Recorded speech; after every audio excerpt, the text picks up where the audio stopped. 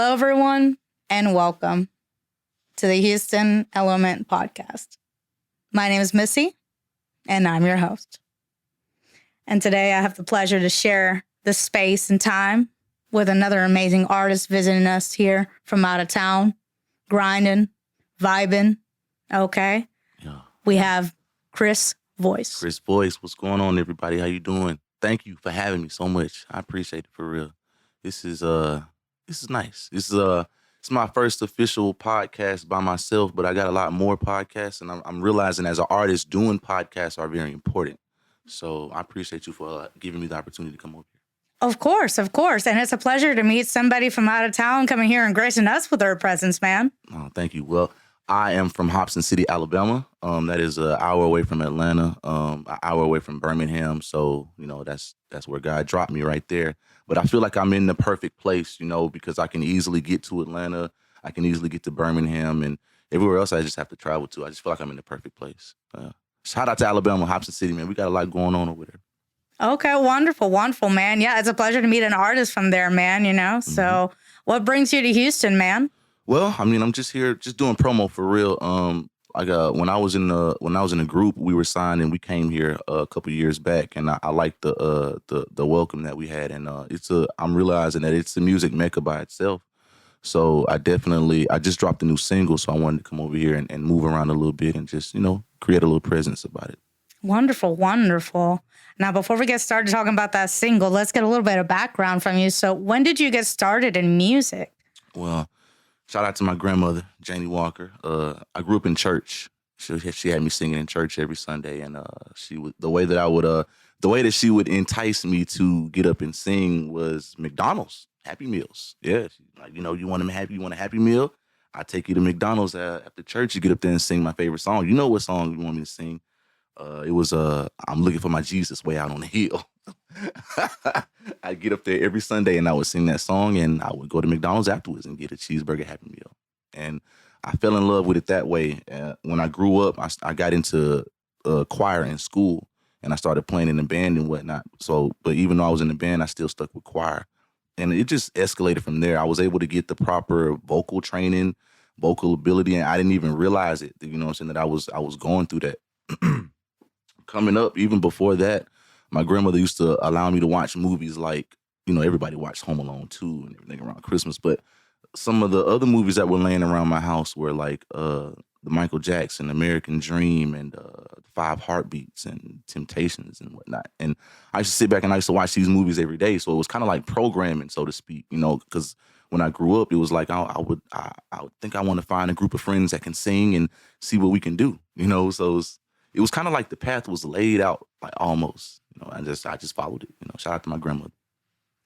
So you have multiple sources of, professional vocal training, gospel singing in the church, classic music training right there. Right. And then in the choir training. Yeah, you were destined for greatness. Right. I like the choice of words you use there. Yeah, it feels like that for real. And then being able to just like when I graduated high school, I remember like it was yesterday, like I was like, what am I going to do? I was at one of the, because I played football. So I was at one of the football games the following year looking like, you know how it is. I'm like, man, I used to be on the field. I don't know what I'm going to do now. And then I got a phone call. At the time I had music on MySpace, that was the thing or whatever. So I had my little top 8, had my little music up there. It was a music page. And it was a manager by the name of Donis Howard. He was putting together a group called Hamilton Park, and he reached out to me and he said that I fit, the description of each individual, because he thought about it all the way down to the core, like how I want you to look. This individual bring this, and I just when he brought the opportunity to me, I really felt like it was very organized and very laid out. And he promised me he would take care of me. He promised me we would get a deal, and he made it happen. Wow, that's incredible. Mm-hmm. So how was that experience being in a band versus now being in your solo career? I mean, it was like just a brand new experience all itself. I didn't know anything else outside of being in a group. I was a solo artist, even before I had the opportunity. I used to make little mixtapes of myself recording at home, and I would pass them out in school. I sing to the girls or whatever. So it was almost like people knew that I was gonna attempt something like that once we graduated. And it was very different. Like we had to go through artist development. We had to sit back and we had to work out. We had to get our bodies right. We had to get our vocals right. But like I said to you earlier, thank God that I had the upbringing that I did in church and being able to choose. Like I do like to sing, so I'm gonna stick with chorus instead of anything else. So just play football and choir. By the time I got there, I learned the saying, but it really felt like I was already prepared for that anyway. It was like stay ready so you don't have to get ready. Right. So by the time I got there, I was pretty much ready. It was bestowed upon me. It was like, yo, I think we're gonna make you the lead. I think we're gonna send you up through there. We're gonna make you the face. I'm from Hobson City, Alabama. I'm like, the face of what? You want me to, you want me to be the face? Oh, you want me to be the lead singer? You want me to be Michael? You know, all these things are running through my head. So it's like, it's a pressure point at the same time, but it's exciting. You know, I felt like I was ready for it. And, you know, Hamilton Park was a great learning experience. You know, shout out to my guys, Anthony, Marcus, Royce, Omari. You know what I'm saying? I love all of them. You know, I appreciate everybody for everything that they did to have an input in that group. You know, and it wasn't easy being, you know, 4 young men from different areas coming together and singing like that, you know, but we made it happen. We did our thing. And one thing that I like to always say about Hamilton Park is we marked time.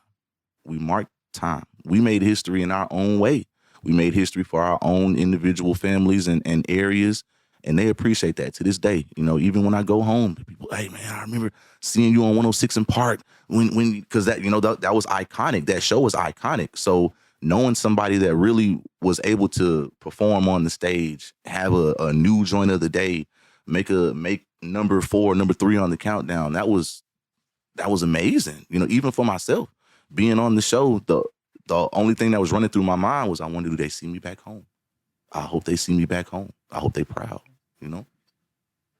Yeah. And you guys were signed with a record deal out of Atlanta, Georgia. Is that correct? We were signed through Atlantic Records. Atlantic Records, forgive me. And we were discovered by Andre Harrell. So what happened was, Andre was looking at the time, you know, God rest his soul, you know, he passed away 2 years ago. We were one of the last acts that he signed. He was doing some sort of music situation where he was going around looking for different acts, you know, and that's the same guy that put out Mary J. Blige, P. Diddy, Al B. Sure, Jodeci, the list goes on, Heavy D, the list goes on. So he went to the radio station, and shout out to Maria Moore at the radio station. She put him on us. She was like, have you heard of Hamilton Park? And at the time, one of our co-managers was interning at the radio station.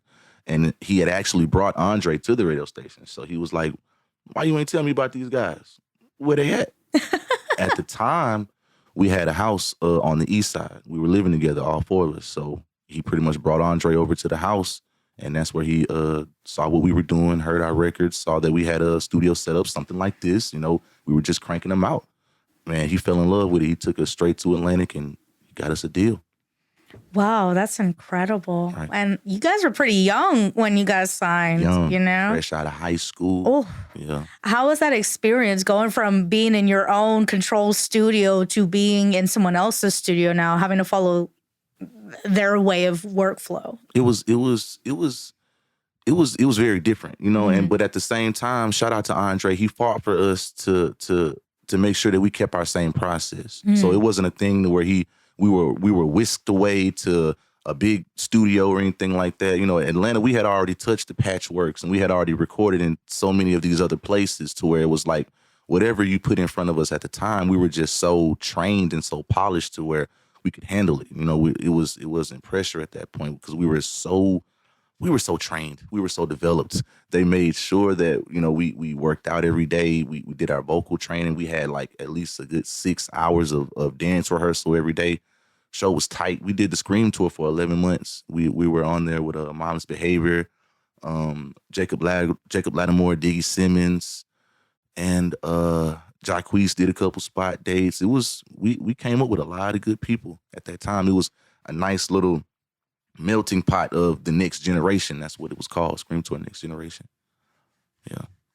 Wow. I mean, my hat off to you being fresh out of high school and jumping into a full-fledged career like that. That's incredible. Right. I mean, shout out to the law of attraction, because Yeah. at the end of the day, I manifested that literally. And the older that I got, I realized that that's what I did. You know, every time somebody asked me what I was going to do, I'm going to be a star, I'm going to be a singer, I'm going to do this, I'm going to do that. But I didn't know how I was going to do it. So it was kind of like a thing to where the path, it just laid itself out. And I just had to be ready for when the next level came, you know? So shout out to the law of attraction, really, because it just made itself happen, and we just had to just be ready. You know? And to your grandmother for helping to pave the way of this greatness. She's like, I'm no fool. Right. Okay. Yeah. 4 years old, I see it. 6 years old, I see it. There's greatness in that young man. Right. In that movie, 5 Heartbeats, I told you I used to watch every day. There's a part where church boy, he tells his dad doesn't really want him to go and be in the group or whatever, but his mom is like, you got to go and live your life. You go and do what you got to do, but you make sure you bring me a gold record. You make sure you bring me a gold record. And my grandmother used to always say that I would tell her, I'm going to bring you a gold record, Grandma. I'm going to bring you a gold record. So I'm still working on that gold record, true enough. But at the end of the day, we're getting there. You know, we're getting there. Oh, it's happening. Mm-hmm. It is happening, man. And so when did you decide to start venturing out as your solo career? What were the kind of steps that you took to get started in this new solo career? Man, it's crazy because at the time, like, you know, shout out to our management at the time, Hamilton Parks management, Frame and Yancey. We were young, so they were protecting us. But at the same time, I felt like we really weren't able to be prepared for the curb, what happened when we got signed versus how streaming came into play and how the whole music industry changed as a whole, you know. And I don't even think that management at the time was ready.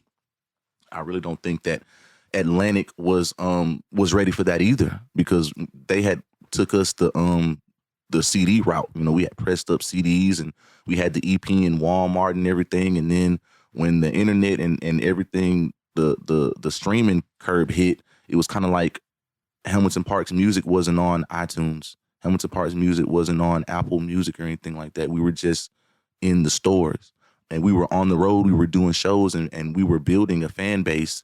But when that fan base would go and look for our music, it was nowhere to be found unless you were out buying it. So it was different. It was like when I went solo, I had to sit back and I had to absorb the game all over again. It was like I had to go back to not necessarily, and everybody always said this, they was like, you didn't have to go back to zero. It was like you didn't have to be developed again. You didn't have to do that. It was like you just had to sit back and learn how to maneuver in the game now with the streams and YouTube and making sure that you're doing these podcasts and being visual. Visual aid is everything these days, and having content to lead them to more content. And as a group, we weren't prepared for that.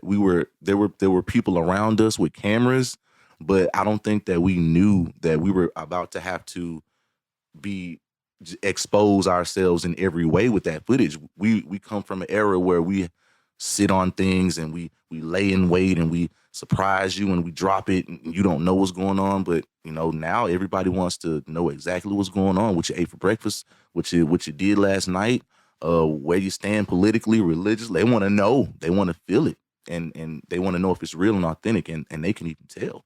So for me, that was the hardest thing, to be honest, to be transparent and learn how to just let things out and let things go. And, you know, because I'm so used to my music and only talking about my music, come to find out that's not the way to go at all. They want to know how you really feel, and once they buy into you, the music will be there.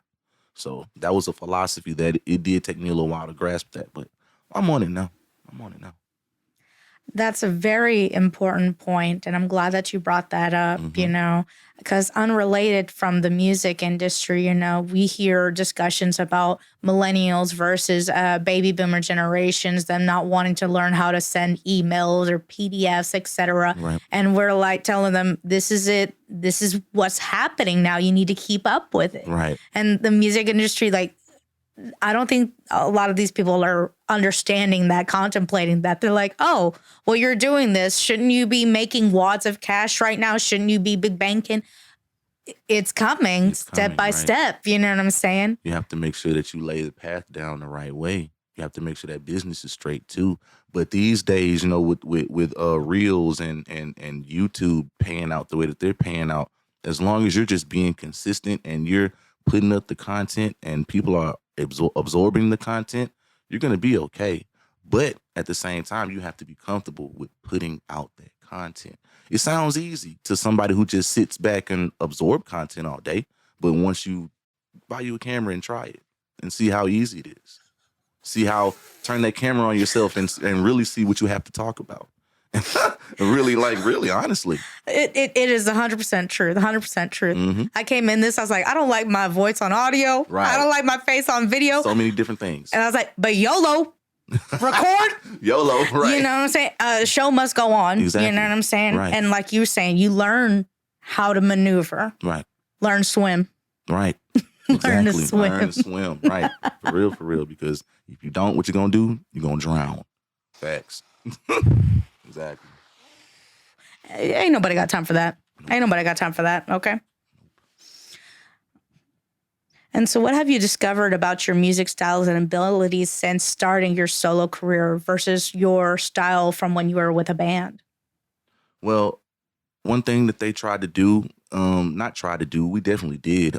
We were definitely more of a R&B based act, meaning like, we were reminiscent to acts like Jodeci and 112 and Jagged Edge, and people appreciated that. So the music and image as well reflected that, but there was just a itch within myself knowing that, I'm just, and I've embraced it these days. I'm just a little bit more country than that. You know what I'm saying? I'm from Alabama. We wear our clothes a little bit different. You know what I'm saying? So it was a thing to where when I was allowed to be a solo artist, well, actually when we got signed, and I just have to be honest. I have to be honest. The only thing that they changed about the group was my image. I had long hair. I had cornrows at the time when we were being set up to be signed with Atlantic, and it was requested that I would cut my hair. So, it was explained to me how, it was like, we should probably do this because, this is a good opportunity for us. And truth be told, I was having my first child at the time too. So Aww, I'm understanding. Congratulations. Thank you. I'm understanding she's just turned 12. Shout out to Zuri, love you, baby. She's just as old as my professional music career, actually. So, one of the reasons why I made that decision was for her, to make sure that I was able to capitalize on the signing with being with the group. And I was just like, all right, I'm just gonna let it go. But when I did that, it was always a thing. Like, yeah, I'm out here with the group, I'm doing my thing, but I'm not really happy with the way I look. I'm not really feeling very me-ish. Mm-hmm. You know what I'm saying? And it was always a thing that I held kind of like, I have to be honest, like a grudge a little bit. It was like, I didn't really want to do this, but there's so many things going on around me. I don't want to let my guys down, and I don't want to let my daughter down. I want to seize the opportunity. So it's just hair to grow back. So the first thing that I did once I was able to establish myself as a solo artist, I grew my hair out. And I promised myself I would never allow anybody to change my image ever again. It doesn't matter. You're going to have to accept me the way that I am. And if I want to change my image, that's on me. So I've been sticking to my guns with that. Feels great. I grew my dreads out. I've had them for like 10, 11 years now. Feels great to be able to express myself how I want to express myself. And that comes with, and even though I'm talking about something as small as my hair, that comes with everything from the way that I dress, the music that I put out. Nobody is able to tell me like, no, I don't know if that's the way. And even if somebody tries, there's beauty in being able to still make your own decision. Like, yeah, I can choose to listen to you because I respect your opinion, but I don't have to. I can do what I want to do because, I'm the captain of my own ship. So, yeah, it feels good. Which bill you want to pay this month? You can pay my AC bill as much as you want, especially in the summer. All right. Give me the P.O. box number. I'm gonna send you the bill for the summer time only. In the summer, golly. Okay, thank you. So you got so many opinions. Jeez. Right. All right. I like that, man. Yeah. And that's how it should be. And and if they don't like it, too bad. Right. So sad. For real. Tissue for your issues, son. Yeah. But I remember feeling like, oh, I remember having conversations with so many people. Like I'm not able to do this because I have to maneuver like this, or I'm not at liberty to talk about this or discuss this because this is going on. But like I said, coming from the era that we come from, where you just be hush about everything and you don't talk about it until it's time. Like I'm doing movies now too. I'm acting. There's even in that, there's certain things that I can't talk about, but there's also things I can talk about. I just had the director, the writer. She was like, I was like, I'm going on a podcast. Can I talk about the what we got going on? She was like, this is not like that. Tell them all. You can tell them. Talk about it right now. Tell them everything you want to tell them about the situation. So yeah, there's a series that I'm gonna be in. It's called The Blade. I play. I don't want to give out the very detailed about my character, but I play an artist, and the movie is it's based out of a situation that goes on in L.A. It's a strip called The Blade. I'm not really too familiar with it, but from what I know, from what I'm learning about it in the script, it's real deal Holyfield out there, and yeah, so it's kind of like reminiscent to P-Valley. It's got a little sprinkle of that in there, and it's giving Wire. It's giving a whole lot. It's real deal Holyfield, and she's not half stepping when it comes to marketing it when we get it shot. She's not half stepping when it comes to shooting it, the whole production in itself. We haven't began yet. It's in pre-production right now, but we're doing table reads every week. We've probably done at least maybe like 15 table reads already. And everybody's been casted maybe like a little bit before Thanksgiving.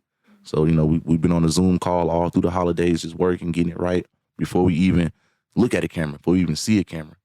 And that's just one thing. And just being able to now be a solo artist, I can step in and do that now and talk about that right here. And not having to, I don't know, let me text them right quick. We got to cut this off and ask if I can do that. You know what I'm saying? Like, no, this is me. Yeah. I'm able to talk about what I want to talk about. And just, I keep repeating that because it feels so good. It comes to be able to come from a place where you got, I'm chilling right now. I'm hanging out with you. I can sit back. I can relax. If I want to, it just feels good. I came out here by myself. I made the decision to come out here, and push the single. Nobody was like, you don't need to do that. And the label is not going to pay for that. And you know what I'm saying? It's just like, hey, I'm dropping a single midnight. New Year's Eve, I'm going to go and shoot a video. 2 of them, actually. 2 videos to this 1 single. And I'm going to call on my friends. And I'm going to have them make remixes. And we're going to put them out on YouTube. And we're going to put them out on TikTok. We're going to have people dancing to them. We're not going to allow people to push that narrative on us. We're going to create that narrative for ourselves. Shout out to Brandman Sean. Shout out to Jukka Aalho. It's a podcast that I watch, Brandman Network. It's like I fall asleep to it like the radio. It's like my Bible these days. I've learned so many different tactics on marketing and just being able to learn how to look at things differently and step outside the box and just stop force feeding people music, because it's not like that anymore.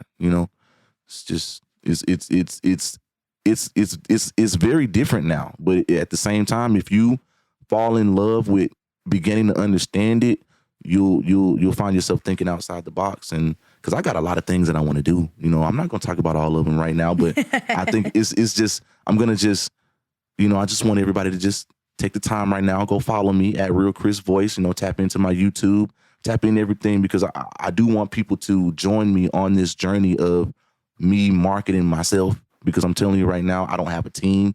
What you see is what you get. You know what I'm saying? So the team is still building around me as we speak. You know what I'm saying? So it's just a thing to where I want people to come in and be inspired by what I'm doing, because I'm doing it. You know what I'm saying? And I'm not allowing anybody to tell me, oh, well, this didn't work out with the group, or I don't know if we need to go with you because it didn't work out with the group and we don't know how it's going to go. Like, it don't matter these days. You know, I'm going to push it out and I'm going to put it out there. And my supporters have always been there since Hamilton Park. The same ones that I've been supporting Hamilton Park, you know, the majority of them are still right here with me. And I love that. Because real recognizes real. You know what I'm saying? And once they find an artist, they're never not going to like that artist because that artist is only going to get better. Right. You know, with time. Yes. Yes. Just like fine wine and learning things and being able to just be more transparent with my fans. You know what I'm saying? I have I really feel like the most important thing that you can do as an artist these days is tap into your fan base. Tap into them in the most intimate way that you possibly can. It doesn't even matter how small or how big your fan base is. You should always be enticing them. Whoever is liking your pictures, commenting your songs on a daily basis, whoever is showing you consistent interaction on your social media, tap in with them. It don't matter what anybody else, but I know how it is. Us as artists, we tend to focus on the likes that we're not getting versus the likes that we are getting. You know what I'm saying? And it's a Jedi mind trick in itself. If you're looking at this other artist and you're seeing them get all these likes and stuff, and you're wondering why yours isn't taking off the way that it's taking off, you can't focus on what the likes that they're getting that you're not getting. You have to focus on your likes, and you have to turn up, ask them what they want to see. What do y'all want? Y'all want more of this? Do y'all not like this? Okay, you can tell me what you don't like. You know what I'm saying? And you as a supporter, I have to respect that. All right, y'all don't want to see me thumb wrestling my brother no more. Okay, I won't give y'all no more of that. You know, it's like whatever. You know, you got to stay with them. I like that. I like that, and I appreciate that, man. That you think about them too. You know what I'm saying? Right. So let's talk about this single that just dropped, man. Yeah. Oh my goodness. And that music video, my goodness. Yes. I mean, between the track, the artist, the video, the floor is lava, but it's going to be okay. So that single Body. Yes. Let's talk about it. What was that about, man? Where'd the inspiration come from? The inspiration for Body came from, I mean, at the time when I wrote the record, it was it's a real vibey record first and foremost, and I know that women they appreciate vibey records. You know what I'm saying? Records that they can sit back and just lay around to, do your hair and makeup, to sip a glass of wine, to just liberate yourself to. You know what I'm saying? Something that you don't have to. Easy listening, for a lack of better words, you know. So I wrote that record based upon that, and the whole concept of the video came from what I realized when I put the record when I put the record together and I sat back and I listened to it. The idea of the video came from me understanding that in the record, I'm telling the female that I want to take my time with her body. You know what I'm saying? So the visual, because in this day and age, you have to be very visual, and people's attention spans are very short. So you have to do something to keep their attention span. So the visual idea, the visual aid that I came up with was showing appreciation to the amazing things that women can do with their bodies. Now, even just simply saying that, I could have went to the mountaintop with that idea. I could have showed you amazing things that women can do with their body, all the way down to giving birth. You know what I'm saying? But the things that I chose them for a reason, because they're visually appealing. I got a woman breathing fire. And not only is she breathing fire, if you look at the way that we edited the video, it looks like she's just really being, for lack of better words, very intimate with that fire. Mm-hmm. And take it to the contortionist, the way that she's bending her body. And I got the aerial dancer on the ribbons. She's gone into a whole split in the ribbons. That's like my favorite part of the video, because when I posted that on my social media from after we first shot the video, everybody went crazy. They thought that was the most beautiful thing. And nobody's ever seen anything like that before. And even if you have seen it like that, just being able to see a full HD picture spread out like that. It looked like a magazine cover, you know. And I just knew I was on the right track when I posted that and I got that type of reaction, because you just have to just make sure that everything is visually appealing. I felt like when I watched the video, I was like, it's giving 3-ring circus. I feel like a ring master, so to speak. You know what I'm saying? But I like that idea. I like the whole, even because I get inspired by going back and watching my concepts. I'm like, oh yeah, there's a whole different way to spin and market that. You know what I'm saying? So because I feel like my mind is now open to that sort of thing. You know, listening to those guys talk about how give people the narrative so you don't end up in a narrative that you don't even want to be in. You put that narrative out there. That's why they feel that way.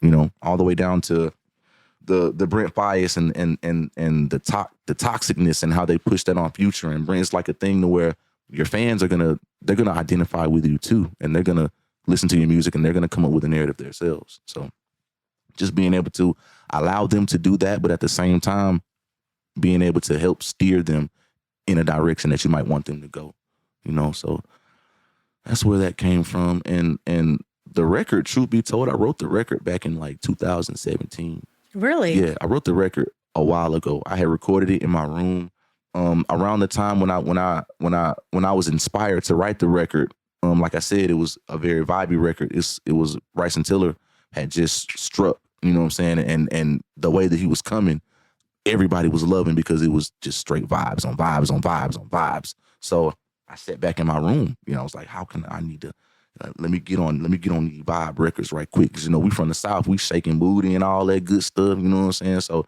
I was like, hold on, let me slow it down, because yeah, I am R&B, so let me be able to channel these things, you know what I'm saying. Let me turn the country down a little bit and get on these vibes right quick, and out came Body. And you actually released 3 different versions of this track. Yeah, so far. Yeah, Mm-hmm. you got a regular, you got an EDM, and then where was the other one? But I'm drawing a blank here. But you have an instrumental, I think, of the Body track, don't you? I have the I just put out my acapella vocals to it. Acapella, there you go. I put out just the vocals. I put out there's 2 EDM mixes on the way. One of them is out right now. Mm-hmm. So what's out right now is an EDM. There's a sped up version of it, you know, for you to have fun with on TikTok. I created that for you, and you can enjoy that and support that on iTunes as you go and create the stories for it. You see what I'm doing here? So you can and then we have the Nightcore version, which is a sped up version, the acapella, the regular, and the NY drill version, which is, you see those. Shout out to the to my guys up there in New York, Dre the Dancer, and you know you got T.E. and those guys are going viral up there, breakdancing in Times Square, doing all that sturdy rocking and stuff like that. So definitely connecting with them, and got some reels on the way with them too, you know. So I created a NY drill version and sent it to them. They said they love it. So, you know, once we get everything squared away on that end, we're going to be seeing them going crazy with Chris Voice Body in the background. So, you know, so I'm just definitely getting all my ducks in a row to be there in every way, shape, form, or fashion of viralness, if you will. Well, while I'm kind of sad that I had to wait a couple years to hear the track, I'm glad that I did, because I can tell that you really took your time. Right.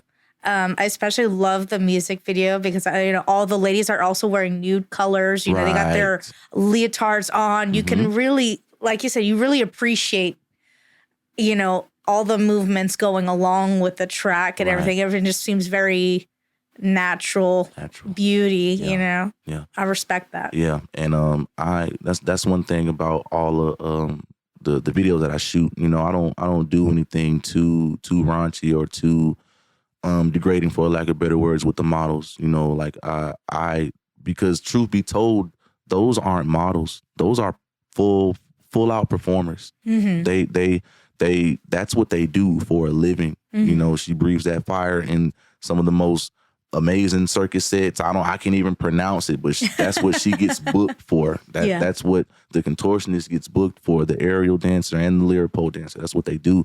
So honestly, where I found them on that page, and I went there and I looked through, and I found, I was like, okay, I think I try to get a fire breather. You know how these sort of things you can intimidate yourself. Like, hold on, what am I getting myself into? It's like, no, this need to happen. Click. How much is it? What are we doing? What are we talking about? Like, let's make it happen. And, shout out to everybody, man. Everybody believed in the vision, and everybody was so humble. And when they showed up to set, everybody was ready to work, very professional. They made it very pleasant to work with, And I wanted to make sure that when they got there, everything got done in a timely manner, just treating everybody with respect when you're bringing together a production like that is very important, and making sure that you're not playing with anybody's time, and they know at the same time, don't play with mine because I booked you. You know what I'm saying? So yeah. And they didn't. They came up, showed up and showed out, and they made the video wow. Like when we were able to finally go back and look at that footage and put it together, we had fun.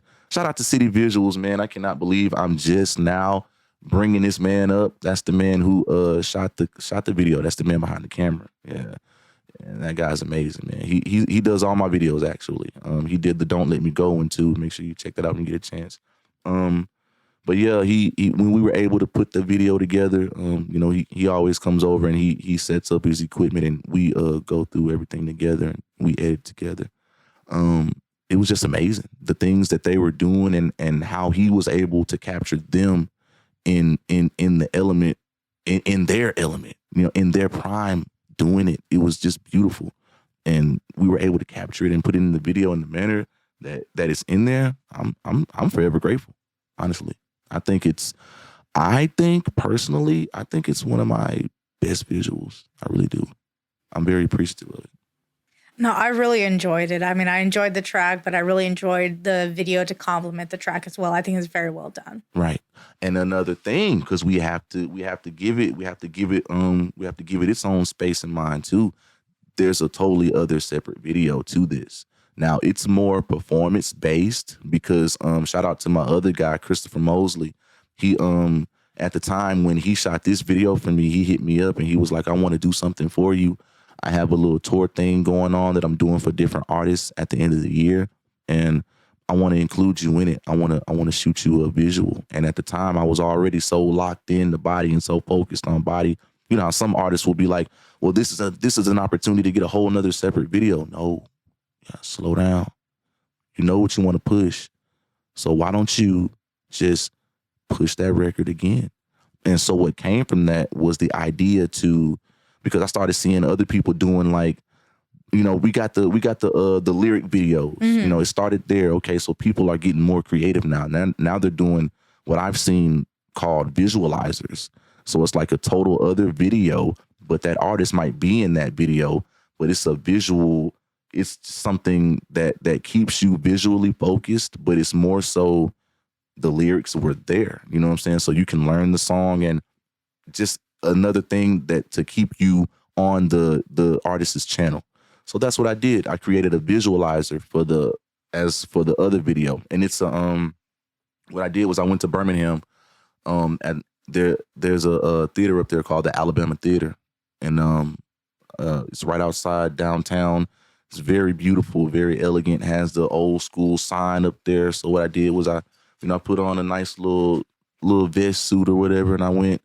And my friend brought the studio microphone, and we set it on the corner, and we shot the performance scene. And I had a model there with me for that scene too.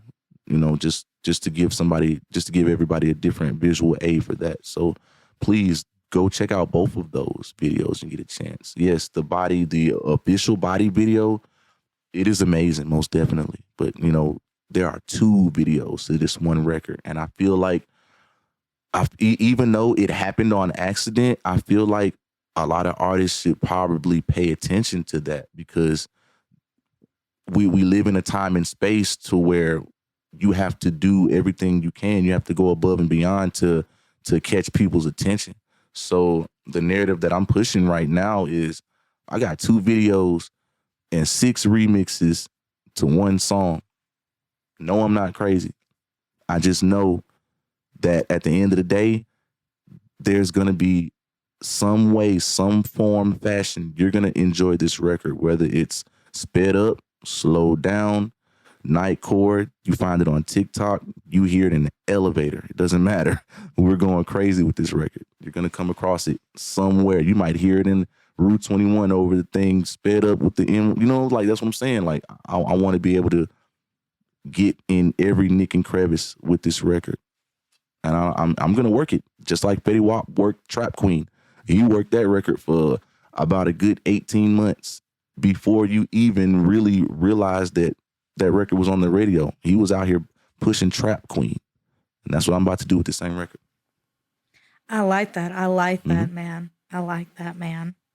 So I like that you brought up earlier a very good point about, you know, how you appreciated going on the set, that everyone was ready to work and being professional and being diligent and things like that. And now you're not just an artist. You are also a producer. You are a model. You are an actor. You are a songwriter. So you have creativity just coming out of your pores, okay? You know, so what would your advice be based on your experience to other artists on how to conduct yourself when collaborating with other professionals to get the most successful project out? Most definitely stay humble. And please understand that this is a business. This is the music business. And I say that because, yes, we can sit around and we can create music all day, but if that music is not making us money, it's pointless. And and as much as I love music, I say that because families got to eat, bills got to be paid, people got to survive. So if we as two artists, we're sitting down and we're talking about creating a form of music together.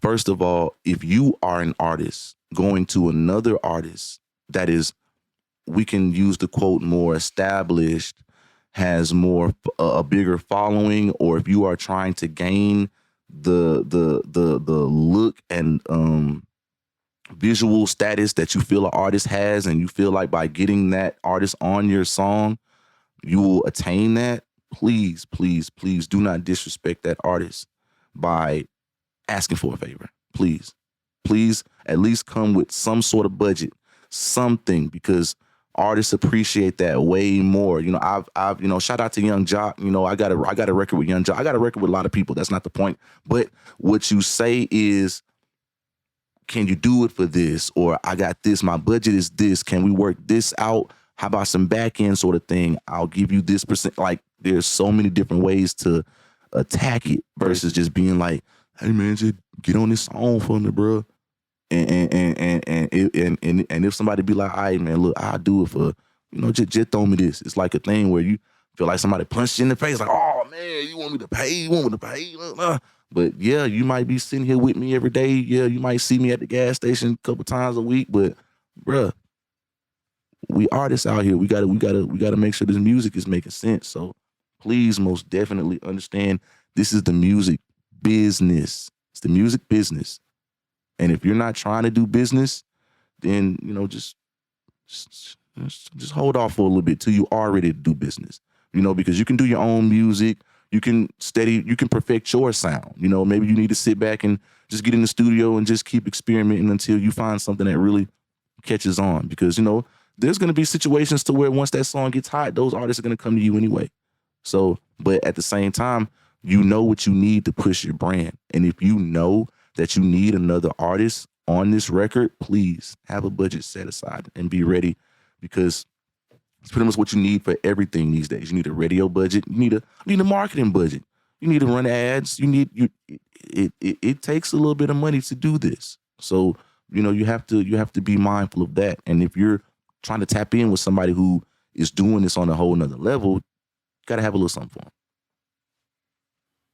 Thank you. I mean, you're just dropping all kinds of gems over here, man. Like, I mean, I'm going to go back and record and take notes. I mean, you know what I'm saying? Because, like, seriously, man, like, it's like, yeah, it's a job. It's a fun job. Right. It's a passionate job, but it is a business. Yes, it's a business. And if you respect the artist or the professional, you will pay them what they're rightfully deserve, right. You know, kind of thing. Right. And if you don't have the budget, if it's 10 and you got 5, be like, look, I got 5 on it. I mean, because true enough. So I've been in situations where people will still be like, you know what, let's work. because and then you'll come across those conversations where this what Young Jock told me right out his mouth. I support your movement. I see you out here. I see you in these clubs. I see you in Magic. I see you moving around doing these open mics. I see you out here networking. You know what? Let's do it. Straight like that. Because yeah, you gotta have your budget to do other things too. But please understand, ain't nobody gonna do nothing for free. So you gotta have something ready for them, man, for real. I mean, talent is gonna get you far, but people should appreciate you for your talent. Right. You know what I'm saying?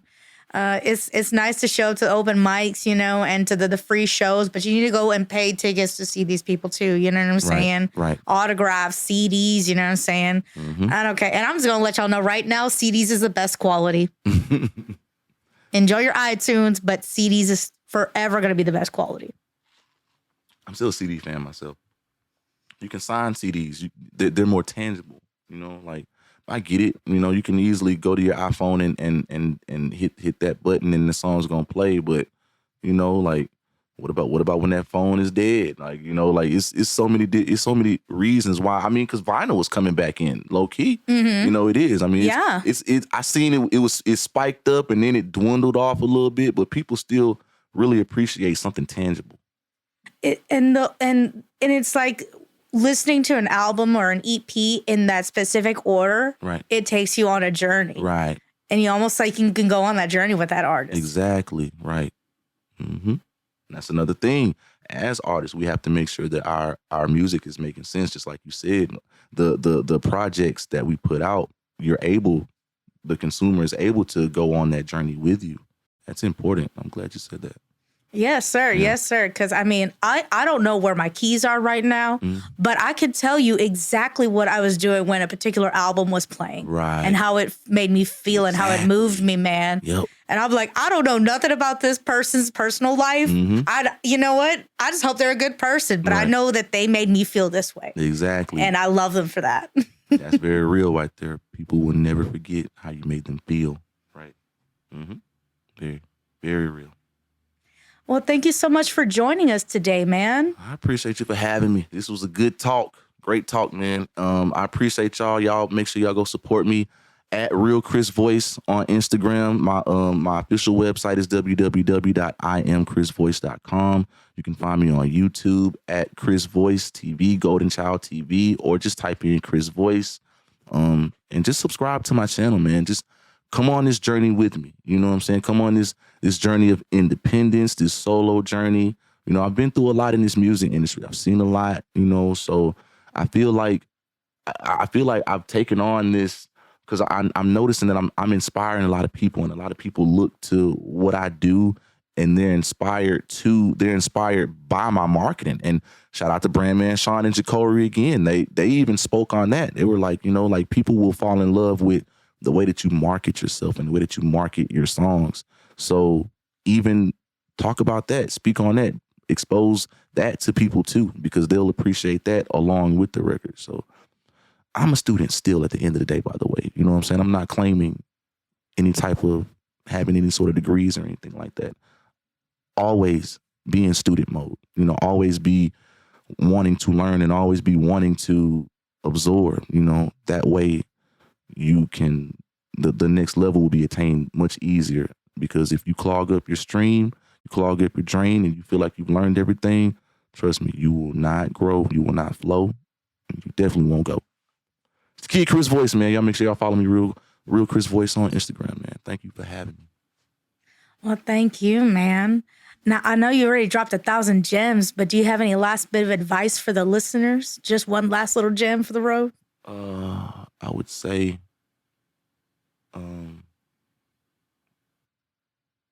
artists, I would say make sure that you stay focused on the fact that this is your livelihood, man. You will lose a lot of money chasing women, but you will never, ever, ever lose women chasing money. Trust me. You want to be on the latter half of that, man. Be on the latter half of that. Keep focused, because those women ain't going nowhere. Lock in on that music, lock in on that networking, become a better businessman, become a better networker, learn how to talk to people, learn how to use the lingo to where you don't sound like there's a sense of ignorance about how you're trying to present yourself. Step back and learn the game, the fundamentals, because women and Gucci belts and luxury, those are all extracurriculars. We need to get to the fundamentals. Anybody can go buy a belt at the store, but nobody can go buy you. Right. And you can't buy information either. You have to be in a good position to receive information, especially from people that have been doing this for a while. They had to be in positions, and some people they went to a couple seminars, i.e. they paid for that information. So you're not just going to get it for free. You have to be deserving. Right. Fundamentals. Okay. Well, you heard it from the man yourself. Stay in learning mode. Okay? When in doubt, think, what would Patrick the Star do? Absorb everything. Right. That's real. That's real. Be a sponge. For real, for real. Well, thank you guys so much for joining us this week. And we'll talk to you guys next week. Peace.